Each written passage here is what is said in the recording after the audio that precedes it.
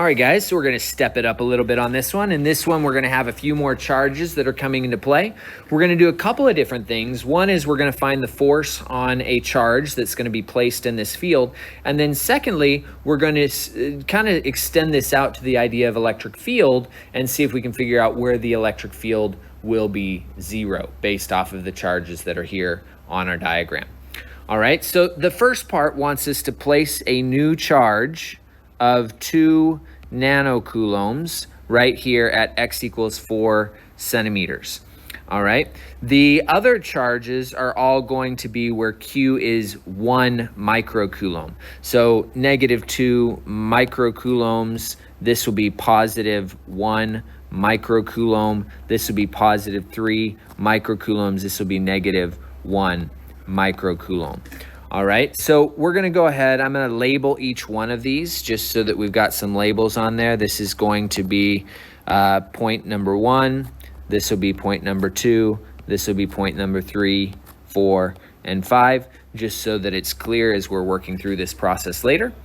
All right, and now we can go ahead and find the force on our 2 nanocoulomb particle there. So let's go ahead and look at what directions the forces are going to be. Okay, this one says that it has a force of 2 nanocoulombs, so that's positive.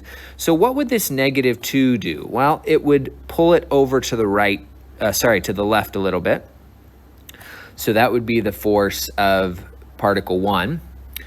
Now I've got a positive over to the right. This particle number 3 here is over on the right, but it's positive, which that's actually going to push my positive away.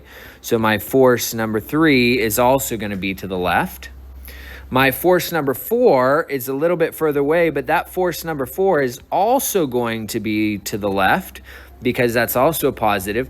But then this 5 all the way over here, that is a negative, which means that's going to attract my 2. So that is going to give me a little bit of force 5 over to the right. So now we just want to put all these together.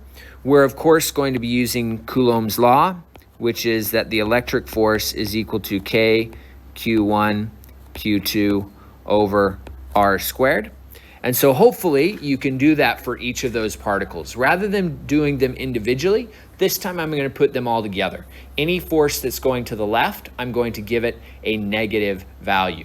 Any force that's going over to the right, I'm going to give it a positive value. So go ahead and give that a try, and hopefully you end up with something that looks like this. And this should be our answer.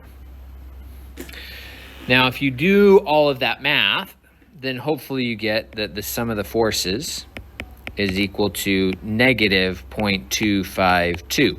Now what that means is that it's 0.252 newtons to the left.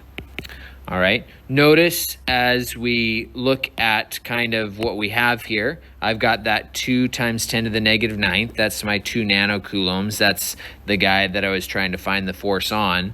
And then for each of these, I've got the first particle, the second, the third, and the fourth as they show up in order there, right? So that's particles 1, 3, 4, and 5 actually. And then I put on the distance there as well. And so you should hopefully be able to calculate that the net force is 0.252 newtons to the left. All right.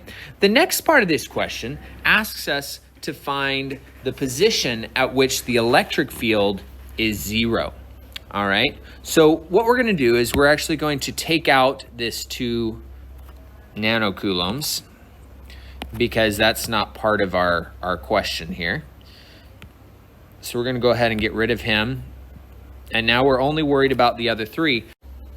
Now this can be a little bit challenging because it does ask us where the field should be 0 at, and yet we don't have anything to base that position off of. So maybe what we want to do here at the beginning is start with just a little bit. Let's see if we can reason through kind of what area we expect that electric field of 0 to be in, right? So look at this. If I were to put a particle over here, right, what would I expect to happen? Well, if this is a positive test charge, it's going to feel a pull to the left from that one. It's going to feel a push to the left from this one, a push to the left from that one, and a slight pull to the right. There's no way that those forces are going to balance out to give me 0. Remember that electric field is simply the force divided by the charge. And so if the electric field is 0, that means the net force needs to be 0 as well. Anywhere in between these 2 points, there's no way that we're going to be able to get a net force of 0 there. All right, so we're going to say we definitely know it's not going to be over in that area there. All right, so let's look at a different position. What if we say maybe it's in between these two? Is that possible? Okay, well, if we put a positive test charge here, it's going to get pushed to the right by number 3. It's going to get pushed to the left by number 4. It's going to be pulled to the left by number 1 and pulled to the right by number 5. So that could happen, right? That could balance out.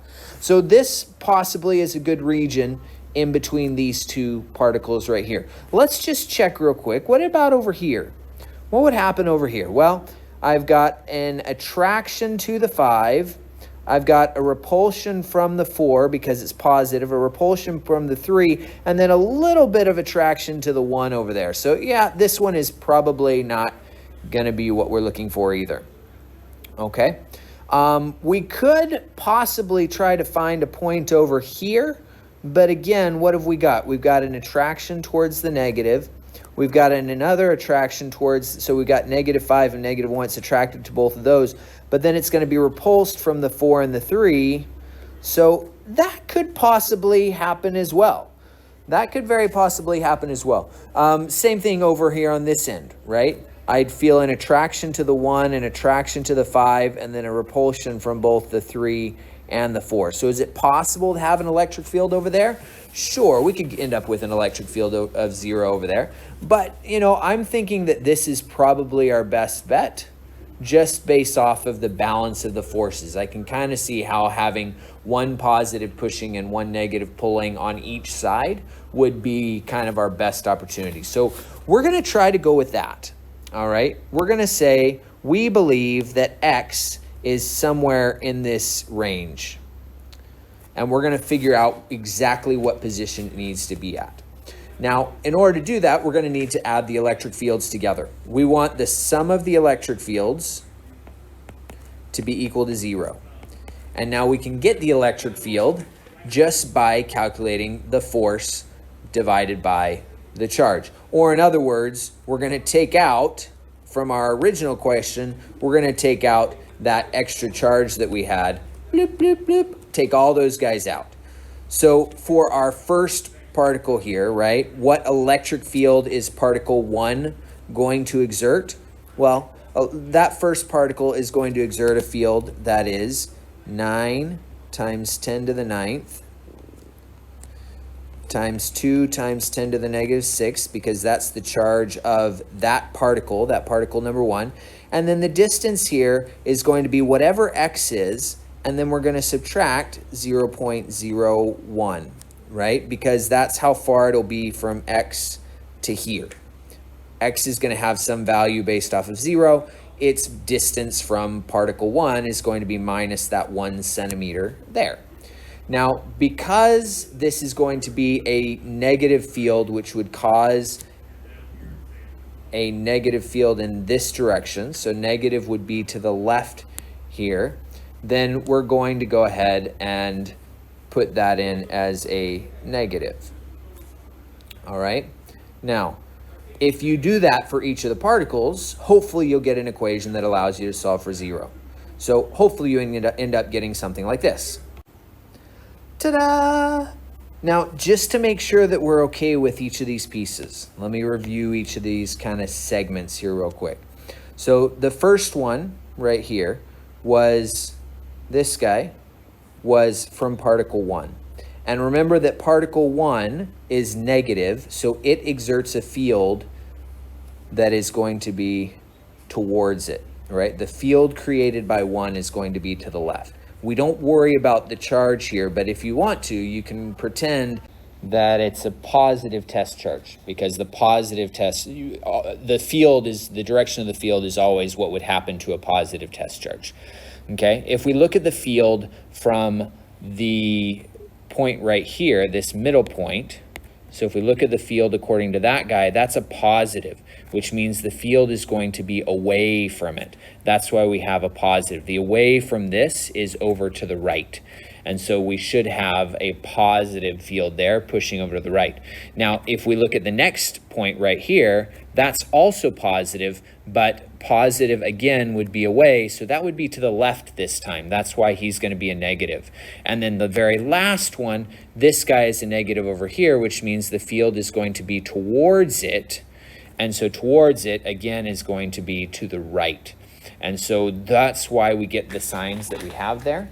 And then when we put all that together, we should be able to calculate on our calculator. Thank goodness that AP allows us to use the solver on our calculator.